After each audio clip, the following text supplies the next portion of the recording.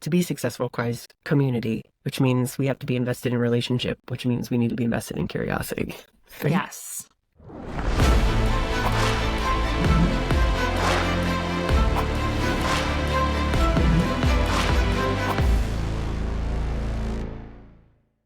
Hi, Shana. Welcome to the show. Hi, Terry. I'm glad to be here. So I have been looking forward to this conversation because of course, reading through your bio and all of your information and stuff, and just found your story really interesting. So let's start there. Let's start with what led you into having the business that you have today and how you found yourself on this path. Yeah. Oh, gosh. Yeah. So let's start at the beginning. So Yeah. I was born into an abusive household and raised inside of an evangelical Christian cult. And it encompassed my entire life. So I went to the school that was part of the church that was the cult, right? And then I had Right. this really extension of that high control religious environment at home. And so it really just amplified the amount of coercion and manipulation that was showing up in my life. And when you're in those environments, it is impossible, it is unsafe to show up as yourself, to even consider Right. exploring who you are and how you want to show up in the world, because you know that the minute you would discover that and bring that into the world, it would be something that could be and would be attacked, used against you, so on and so forth, right? And so you have to hold on to who you are and keep it inside of yourself, right? And so there's two things going on at the same time, right? There's you not being able to mature as your authentic self and having to mature too quickly, and function as an adult as a child, right? In order to gain some semblance of survival, right? And so, when I left those environments at 26, was finally safe to do that, had the ability to do that. I started to, it took 3 years just to get my feet underneath of me, right? I bet. Yeah.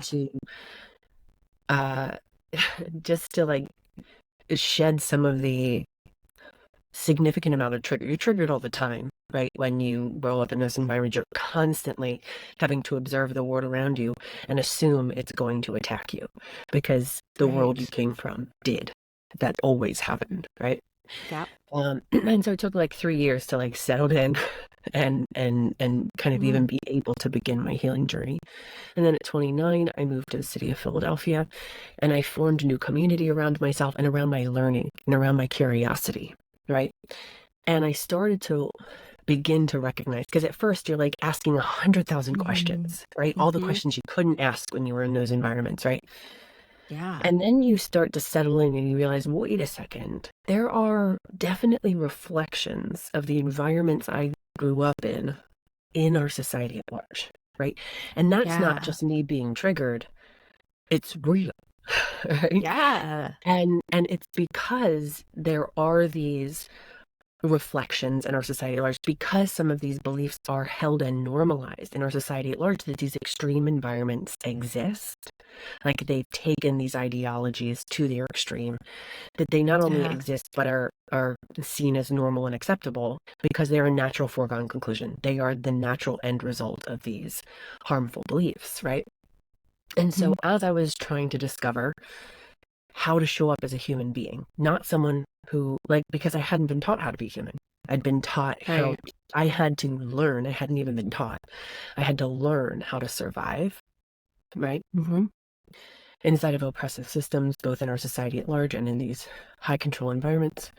As I learned how to become humans and how to become myself, there was all this healing that was going on and all this exploration. And so it started to push me into discover, how do I show up as a human being? How do leaders show up as ethical? What does healthy leadership look like? What are those things, right? And so it became this more than a decade long, just consistent learning and research and understanding of, okay, where do I see ethical leadership or something that's striving to be ethical leadership at minimum, Yeah. and how what are those environments dedicated to, and then started to Hmm. see the through lines, right? And it didn't take me long to figure out that essentially it's all relationship, right? Right. Relationship with ourselves, relationship with the living world. Leadership is a relationship with those that we lead. And I think for many of us, we weren't taught what relationship really is, right? I know I certainly wasn't. Yeah. And it was more kind of just assumed like proximity was relationship, right? You spend a lot of Right. time with someone, that's relationship. But it's not really, right? We can spend a Yeah. lot of time with someone and know nothing about them and not be engaged and interested in who they are and actually fostering relationship with them, right? And so ultimately my work took me to the place that all intentional and ethical relationship and leadership requires curiosity, respect, and accountability, right? And so Yeah. in establishing and working through my own healing, wanting to identify who are the kinds of people I want to surround myself with and I'm safe with, Hmm. because I also believe that all real healing happens in community, right? And I needed to know who I could trust to Yeah. create that community. Then also realizing that organizations are communities, right? Hmm. And realizing that the same things that were applicable to my life are applicable to leadership and thriving organizations. So thriving community, thriving organizations, it's the same principles, it's the same aspects, it's all applicable. Absolutely. Yeah. So I want to go back a little bit to when you started your healing journey. How did you begin that process? And um and what does it look like for you? What has Yeah. it been like? Throughout my life, right? That Yeah. I've pulled out therapy. Last time was a couple of years ago. I've had coaches and people along the way, but ultimately, for me, healing really started with understanding how to trust myself, that I could Mhm. trust myself, that I had been taught not to trust myself in order for the people in positions of power to usurp my intuition, Right. so that they could exploit me. And forgive me for those of you who are listening, I have a little bit of a cold. It's all good. uh, and so it was a matter of first learning to listen to my intuition, learning I could Hmm. trust it, learning that I should trust it. Um, Yeah. because that's a whole other thing. Like, you're like, should I trust it? What if I'm just being triggered? What if I'm being too much? And I've been gaslit and Right. lied to so much that I didn't even know if I could or should trust myself, especially because Hmm. I grew up in an environment where it was white male dominant, right? And so anybody who's not this man in a position of power, they are less worthy by default, right? And so being a Right. woman meant that like I'm supposed to trust a man more than myself.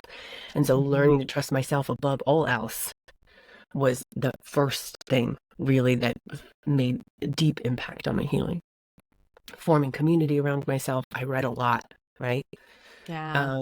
Um, books like Trauma and Recovery by Judith L. Herman, um, Yes. My Grandmother's Hands by Resmaa Menakem, um, lots of stories of people whose lives were difficult Hmm. and found their way to healing, like my Dr. Maya Angelou,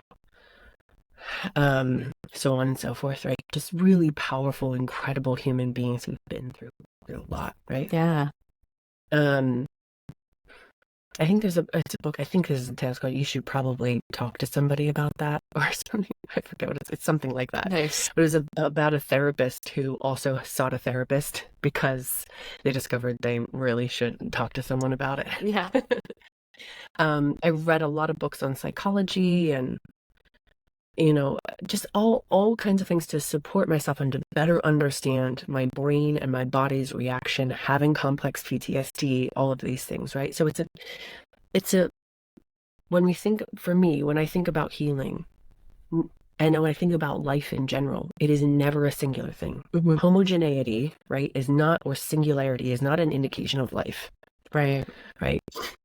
And so when we're thinking about any aspect of our life, it has to be a diverse environment. So Mm. diverse action, diverse So environment, for right? So me, I needed a diverse array of community of people around me who I could trust, who were deeply invested in curiosity, respect, and accountability for themselves, right? yeah. I had to be invested in those things for myself and hold myself accountable when I was coming from a place of reactionary, triggered, so on and so forth, and take accountability for that. I Yeah. had to know that the people around me would give me grace as well, right? And then I had to like read and get help from professionals and coaches and, learn trial and error. I mean, it was a whole array of things Mhm. that came together that helped me through my healing. There's no silver bullet for anything, Right. literally, right? And I think that's the Yeah. place that we have to get to when it comes to really anything that's worth Mhm. that's worth fighting for, right? It's going to take more than one action, and it's going to take a variety of actions and Yes. investments on our part. Yeah. When you were seeking out that community, how did you begin to build that for yourself? And you'd mentioned like how you didn't know how to trust yourself. So how did you begin to know how to trust these people that you were building relationships with? Yeah, that's a really good question. And it was a decade ago. So I sit with it oftentimes, right? Because Mhm. hindsight changes the way that we, in the moment, Yeah. I probably experienced it differently. But now looking back, I think I found one person that showed up for me, extended me grace and kindness, was consistent. Whatever that looked like for them. Consistent, not Okay. defined by me specifically, but consistent, like consistent for themselves, right? Okay. Because I think it's also really important that we recognize we don't have the right to control other people, right? Yeah. And so, I found those people in my life, and no shock, they tended to be women. Um, and and as I engaged in relationship with this one person, I'm thinking of her right now. She then started introducing me to other people, right? And gave me the opportunity to meet other people. And then there was some people in my life who I just got honest with, right? I found the power to share my story in ways that I felt safe, in ways that felt appropriate for our relationship, right? Because trauma Yeah. dumping is a thing, and you Yeah. can't, don't make yourself bad or wrong if you do it, because it's human, Yeah. human Yeah. nature. But maybe trauma dump to a therapist, Right. a paid professional, right? Or your mom, if your mom is a safe person for you, right? And just slowly built, right? You learn by doing. You can spend all the rest of your life in a classroom learning, but like until you actually or gaining information, until you actually engage with that information, you're really not learning it and embody, right? Right. And so I had to learn how to embody my healing by practicing boundaries with the people around me, by setting expectations, knowing I had a right to set expectations in the relationships around me. And by doing so, it provided a lot of clarity and and Yeah. helped to eliminate frustration, right? So if I approach you, right? So think about deciding for me to become a guest on this show, right? Right. I said, here's how I think I can contribute to your podcast. And you said, you took in that information and you said, I think you can, right? Yep. I think that's great, right? And so we both expressed, right? And I chose to reach out to you because in your profile as a host, you expressed your intention for your podcast and the kind of people you're looking to connect with. And that resonated with me, right? So both of us had the opportunity to extend our intentions, for one another to engage with those intentions, to choose whether or not we aligned with those intentions, and then to choose to be Yeah. part of this conversation, right? That process has to be the same for all of our relationships. And that's really the process of how communication is meant to go. And it's not meant to be a one-time thing. It's meant to be a continuous action in our relationships. Right? Yeah. Yeah.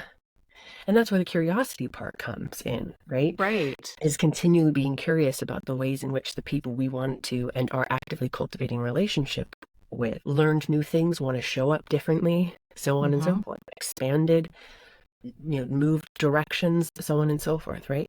We have to continually cultivate our curiosity, right? And so these are just the things that I did to, move through my healing, and I'm still Yeah. doing, right? And there's sometimes people come along in your healing journey and they're meant to teach you something for a Mm-hmm. brief period of time, and then you're meant to move on. And there's people who are going to be part of your life and part of your healing journey for decades, and some Right. for a year or two, and some for 5, or some for some people. Sometimes you'll have that interaction with a random stranger at the grocery store, and they impart such incredible love and wisdom to you in 5 minutes or 30 seconds. right?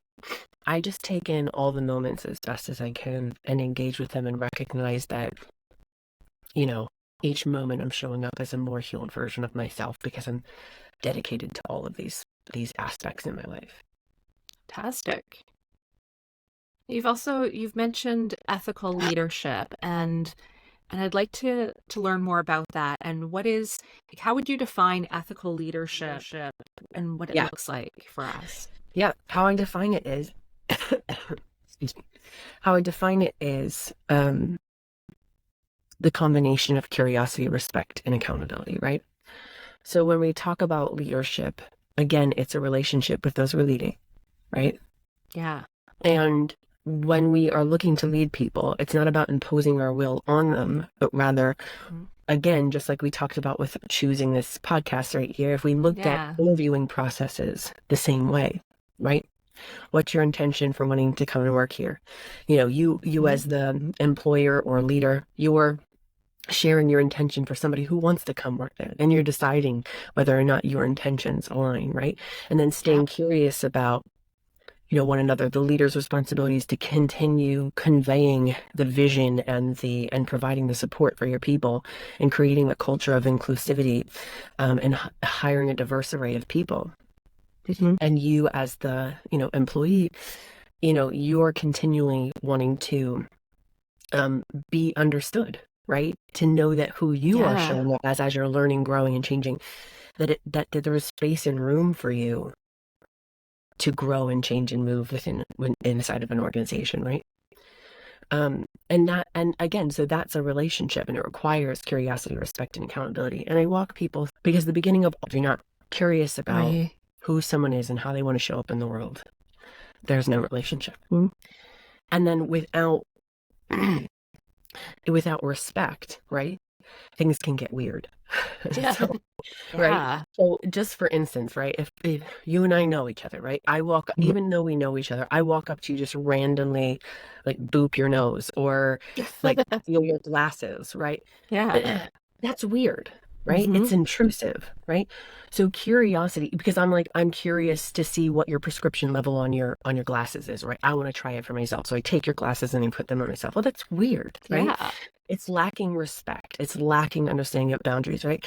So curiosity has to be balanced out by respect, right? That's why they go hand in hand. And I love to put it this way, is that curiosity without respect is intrusive, and respect without curiosity is uneducated. So they must go hand in hand, right? Yeah.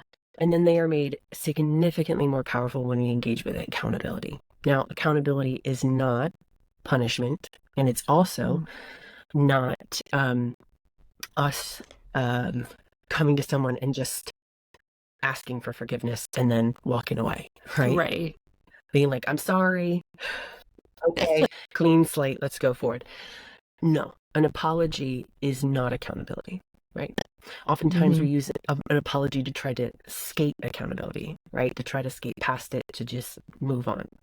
Accountability is us taking responsibility for the impact of our actions on the people and the lives who have been impacted, and then getting curious about how we can learn more, right? And learning more, and then doing better so that we mitigate and eliminate the harm moving forward, right?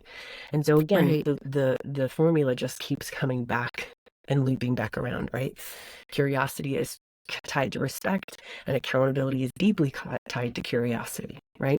So they all just keep funneling back to each other. And when we do that, when we truly embrace what intentional and ethical relationship actually is and understand how powerful it is, we recognize as leaders, then we can create our organization as a bubble of life, right? Now it can function as an ecosystem, a group of people whose diverse array of understanding and experience in the world can work together to create a bubble of life, to thrive together, to drive innovation, to drive profitability, right?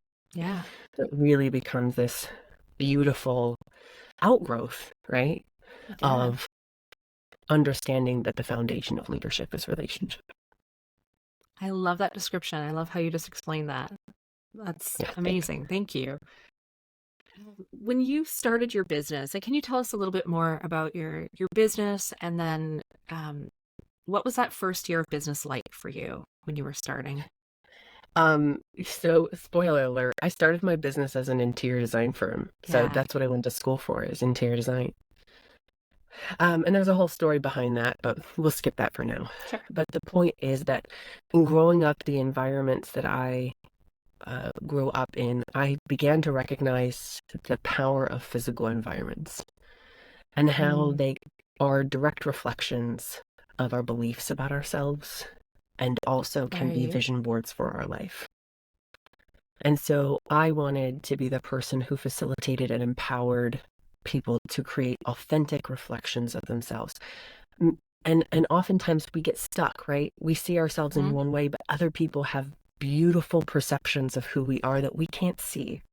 And so I love Yeah. being the mirror for my clients, them telling me who they were and me being able to distill that and me functioning as the mirror and reflecting back to them how incredible I saw them as, and crafting an Wow. environment that empowered them, right? And functioned like the stage from which they tell the story of their life, whether that's for their business, for their restaurant, for their home, whatever the project was, right? Yeah. Creating it as a stage from which to tell the story of their life.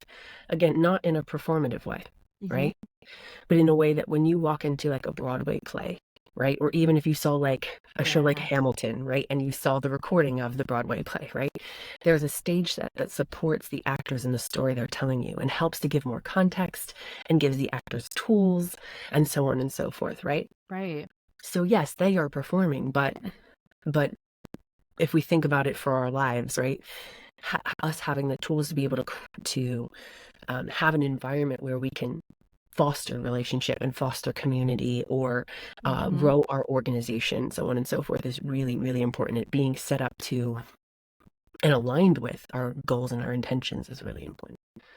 But eventually Yeah. along the way, I realized that the conversations I was having with people about the story they wanted their life to tell or the story they wanted their business to tell, so on and so forth, was really, really powerful. And we were diving into the Right. conversations about how I saw leadership and how we show up as, intentional and ethical humans and how we foster community around ourselves. So we were essentially had this like coaching relationship that then manifested into my interior design work, right? Yeah. And then I realized, because one of my clients brought it to my attention, he's like, I tell everybody you're my coach and my interior designer. And I'm like, you do? He's like, yeah, because that's what you do. And I'm like, of course it's what I do, but like I didn't realize you also saw it that way, right? Yeah. That it was valuable to you in that way. And what's funny is I had been leading group coaching for 2.5 years for small Oh, business wow. owners and leaders, right? So I was doing all of these things that were around leadership and the knowledge I had cultivated and Hmm. understood, right? For at that point, 5 years of research. But I wasn't giving myself permission to let go of interior design as the medium for Right. um, these concepts, these ideas. And so eventually I did. So about 3 years ago is when I really made the decision to pursue having these conversations in bolder, um, larger ways, right? And letting go of interior design as the Yeah. medium. And it doesn't mean I don't still take on interior design clients. I do, just not as frequently as I used to. And it's Right. much more intentional about who I work with and so on and so forth. But letting go of that and then being able to allow myself to take on more speaking engagements and Yeah. specifically create workshops, right? Because I'd been leading group coaching, so I had so much wealth of material and understanding Hmm. that I could then turn into workshops and so on and so forth. And it was so freeing to, um, I mean, I really guess I was holding on to imposter syndrome at the time. I was like, well, I'm just an interior designer, right? And I don't Yeah. get to show up in the world as anything else. But so many people are like, Right. no, you are showing up in the world as something other than an interior designer. Hmm. You're just not giving yourself permission to see how valuable it is. And when I did, it changed everything. And I rebranded my business, and then here we are today. Yeah. Yeah. Yeah, and I love stories like that because I find that with so many of the entrepreneurs that I work with and also who come on as guests on the show Yeah. is that they end up creating something that they didn't realize they were creating. They end up with this business that's totally aligned with them, but that's not how they started on their Yes. journey. And it's so fascinating to me how that plays out over and Over over and over. Yeah. in all these conversations that I'm having. Is they start in one direction and then suddenly Opens it's up up. this whole other thing Yeah. for them. That's what they're meant to be doing. Yeah. And it's why curiosity Yeah. is so deeply important, especially as an entrepreneur. I mean, we know Yeah. statistically most businesses fail in the first year, and Yep. those that don't fail in the first fail by the third, Mm-hmm. right? And it's a very small percentage that make it past year 3.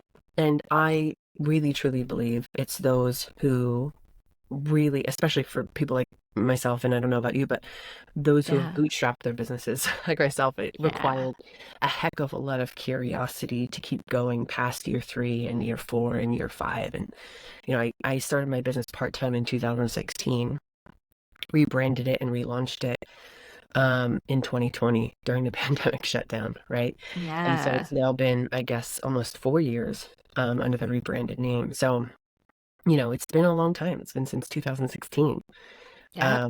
It's a very long journey, and it requires, to be successful, requires community, which means we have to be invested in relationship, which means we need to be invested in curiosity. Right? Yes. Yeah. Yeah. Tell us about the rebrand and what that was like for you, and also the name. Okay, You need I to knew tell you were us going to about the ask, and I was like, name and the okay. story behind it. My phone is right here so that I can pull up the definition, because I really should have it. And if I trusted myself, I probably have it memorized at this point, but I love to just bring it up and read it. So when I decided that I was going to really rebrand the business, I thought, now I realize how little I know, right? And I don't know what direction my business is going to take, exactly what direction it's going to go, where it's going to take me. But I do know that I have this deep commitment to intentionality. And that is something that has never left. It's always been there, right?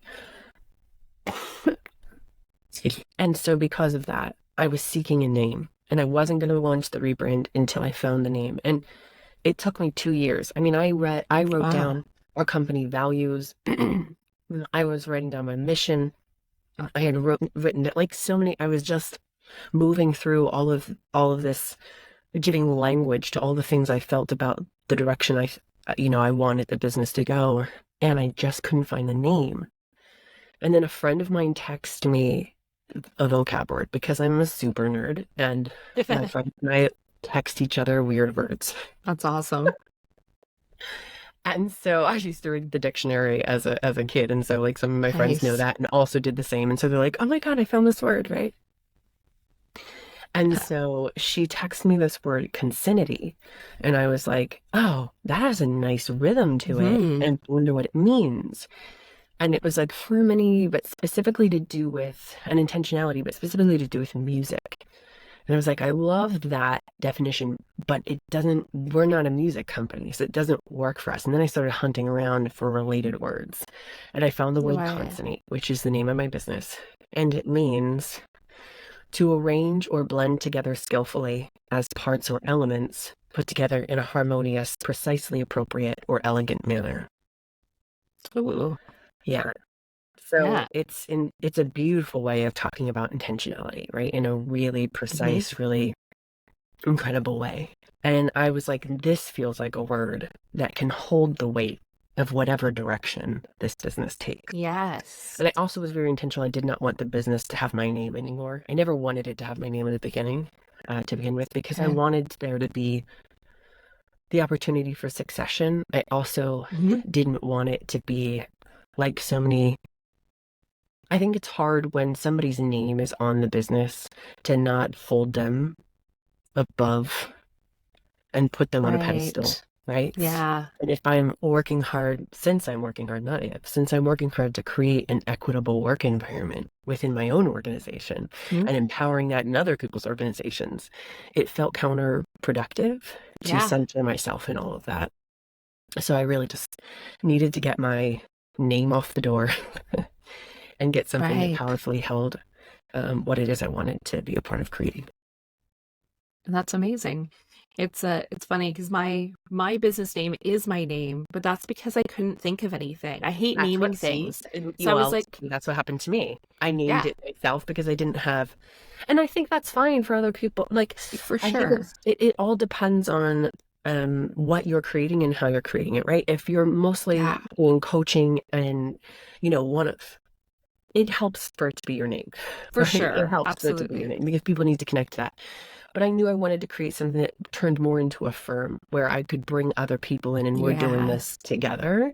And it's not just me coaching people directly, just not Yes. just me, right? And we're creating something bigger. And because of that, I was like, I just don't want to shut my name. Just don't. Yeah, that makes sense. But when you're, a smaller organization and you're the one doing all the things, it kind of makes sense. That's Yeah. probably more beneficial. Yeah. And I just hate thinking up names.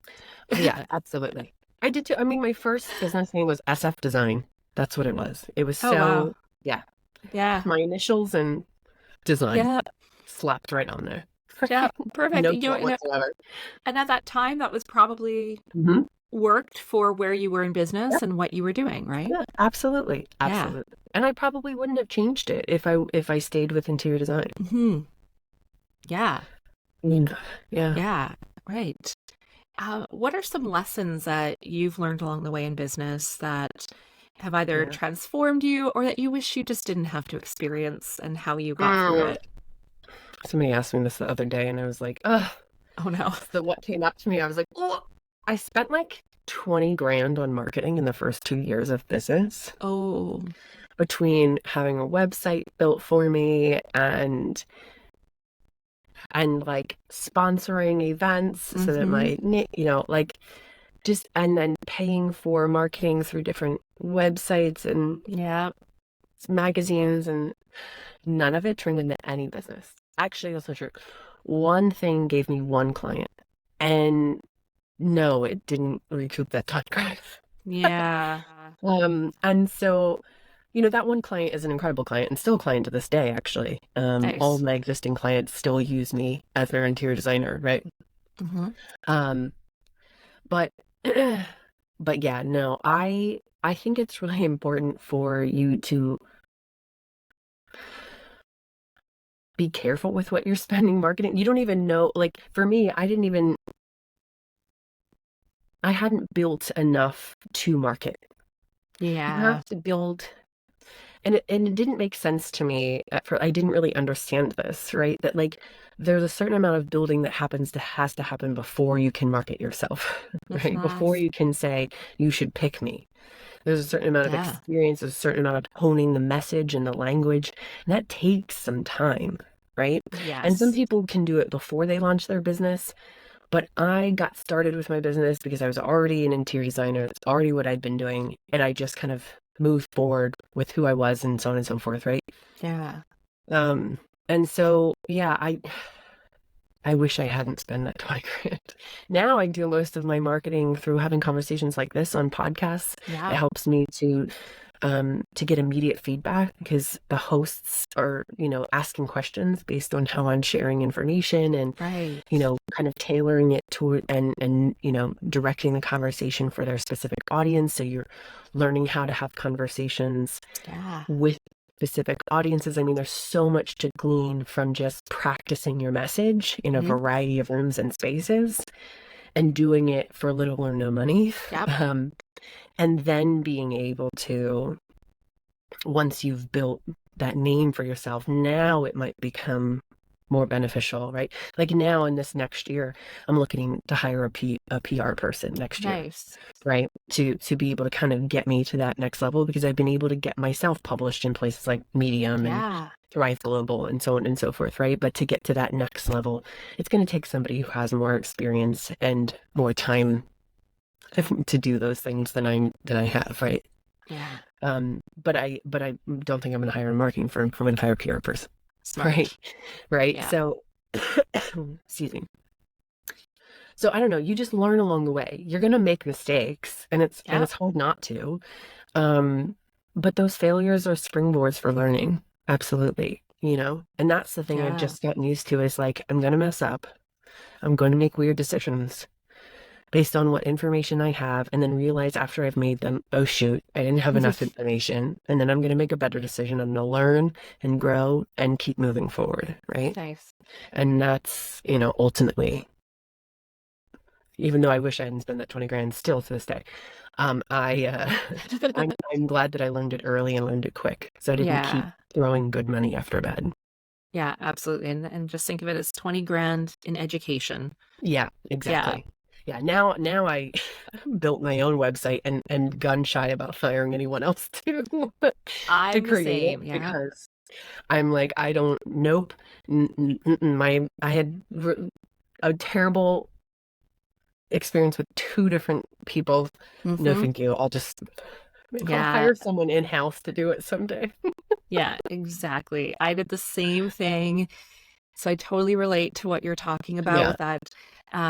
I did the same thing. For me, it was I hired someone to do my branding before I even knew who I was or how I wanted Mm, to be seen in business or how I wanted to show up. yeah. And within not even a year, within like 8 months, I was like, this isn't me. This doesn't look like me. Right. This isn't Same. how I want to present myself. Yeah. Yeah. Yeah. And I did the same with my website. Hired someone. It was a terrible experience, and now I just do it myself. Yeah, I actually hired a firm just to create my website, and they insisted on creating my branding first. And I was like, I already gave you my branding. I already told you who I am. Here's all the copy. Oh wow. Here's all the brand colors. Here's the fonts. Here's all the imagery. Here's the outline of how it's going to show up, so on and so forth. And they just kept focusing on branding. I'm like, I already told you who I am. And they Yeah. kept trying to gear me towards this like very Canva, Pinterest, pale pink, neutral color, but it was very popular at the time. This was like 5 years. Yeah. And then I was like, I'm not the popular it girl. I'm me. Right. And I want my website to have like teal and black and be anchored and grounded, but also have bright colors. And I don't want just specific colors to show up. Like I want my logo in black and white, and I want to be able to use whatever colors I want. I don't know. So it was just a terrible. And after a year and a half, I fired them after spending thousands, literally nothing for it because I didn't want anything they had created. So don't do that. Anyone listen? Both of us had this as similar experiences. Don't do that. Don't do that. Don't do that. No. No.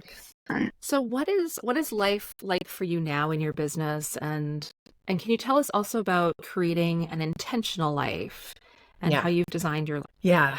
Oh, it's so funny because my thoughts and visions of what my life would look like have changed so many times, and I imagine they're going to change a heck of a lot more times. Right. At the moment, I'm living near family. We're all kind of within a couple block radius of one another because my one sister had a baby during COVID and she's now pregnant again. And my other sister's daughter at the beginning of COVID was 3 and now is 8. And I'm the, unmarried, don't want to have kids aunt, who's like, like they call like, hey, can I drop her off? Can you watch her for a few hours, or, we're going out, can you watch her for the night type person. I'm their community, I'm their support. And, for a long time, I thought I would just ran away from home. Like I would never come back. And after 10 years, I, came back home. And so for me, it's about knowing who I am and creating the freedom and the safety. A long time ago, I decided I wanted the freedom to be able to do with my business what I wanted to be able to do with it. And that was my intention for my life. Yeah. And so then I realized that I actually didn't want to get married, and I didn't want to have kids, and I didn't feel like those things were going to validate my existence or make me any more valid as a human being. Yeah. And so I released them. Right. And it's funny because Wonder Woman has always been this kind of fictional character that I always felt connected to. And at some point I realized, Wonder Woman was Wonder Woman because she wasn't married and she didn't have kids. Yeah. She didn't do everything.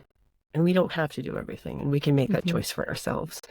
So I made that choice for myself. And that's what my intentionality looks like for me. Nice. So that when someone hires me, I don't have to worry about, and I love dogs, I love animals, but I don't have them because I don't have to worry about working late, coming home late, so on and so forth. I don't have to worry about any of those things. Plus, my siblings have dogs, so I just snuggle with their dogs. Perfect. Surrogate dogs.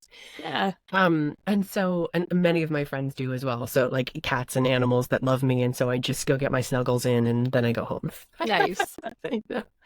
So that's for me, that's intentionality, is me being able to take on the work that I want to take on and being able to do it without having, specific restrictions, but still being grounded in community, but that community being defined the way that I want it and need it to show up, right? Instead of how other people do. So, and that allows me to balance, right? So when I have a big project that's due and I need to work, I don't have to worry about feeding someone other than myself. I don't have to Yeah. worry about, hurting someone's feelings because I'm not spending, so on and so forth, right?